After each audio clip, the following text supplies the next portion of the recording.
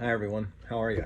A lot of you have been asking me for advice or some tips and tricks on what to do in regards to recording, what I do, what my process is, my methods, any secrets. Well, I could be here all day and tell you all kinds of stuff. I'm not gonna do that, but I will give a little bit of advice that is essential to my process. Okay, it works for me. Everybody's different, has their own.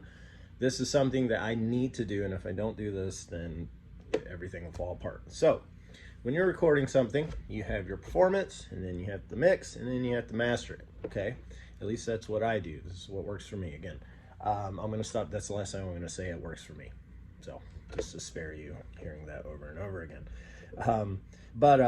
So for me, the performance obviously is the most important, because if that's off a little, if that's not correct, if the volume's not right, you know, if you recorded it and it picked up, the microphone picked it up too loud and it just peaked everywhere, you can't, there's no point in mixing or mastering. I mean, you can, there are certain edits you can do to work with things, but essentially you don't want to rely on that. For one, it's lazy. For two, it generally doesn't come out how you want it if you're thinking that editing it will really fix it. So get your performance right.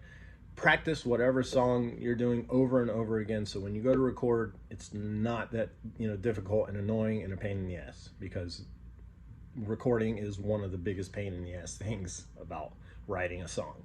Writing a song is kind of the easy part if you're a songwriter, but recording it can be frustrating.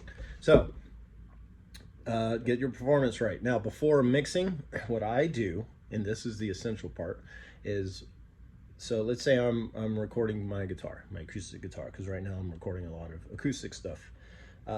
Generally what I do is I do one performance of the song, or whatever part. Let's say I'm doing the verse guitar, I do the verse, I will pan that to the left. Then I do another performance of the same exact part, and then I pan it to the right. Now these have to line up, okay? If they don't line up, it's gonna sound like shit, because especially with acoustic guitar, because I've mentioned this before, recording acoustic guitar for me is a lot harder and more difficult than recording my metal stuff with my electric and distortion.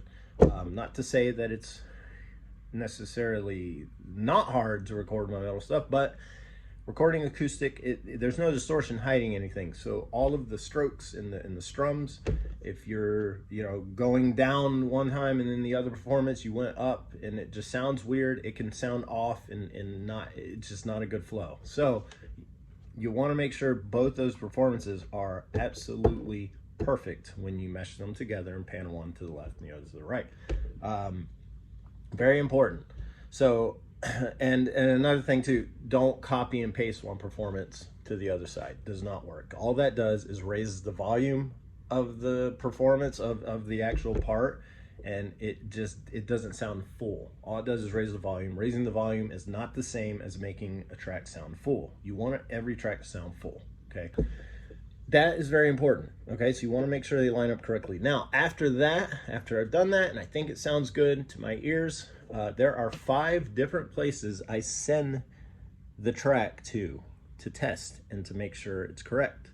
Because one speaker, one set of speakers might not let you hear the little detail of strumming, you know, compared to another speaker or headphone. So what I do is when I record something, I'll send it to iTunes, and then I will send it to my phone, wherever.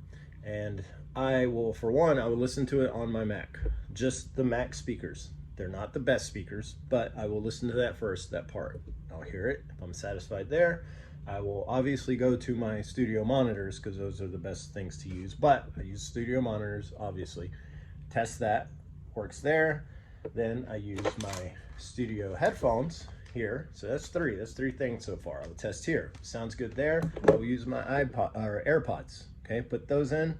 Good. If the sound's good there, I'll go to one more place. And this place always tells me if the performance was correct, and that is my car. And it's not necessarily if that I have a great speaker system in my car, because I don't. It's the standard whatever car speaker. I don't do any upgrades or anything for that. But for some reason, sitting in a car, the speakers are just the way, the position, the way left and way right, somehow it sonically tells you if one's off compared to the other, and that always works for me. So very important. Okay, listen back to everything you record on at least 5 different devices or speakers. So I hope this helps. If it does, let me know. Give me your opinion and let me know what you do to make sure the performance is correct. Have a good day.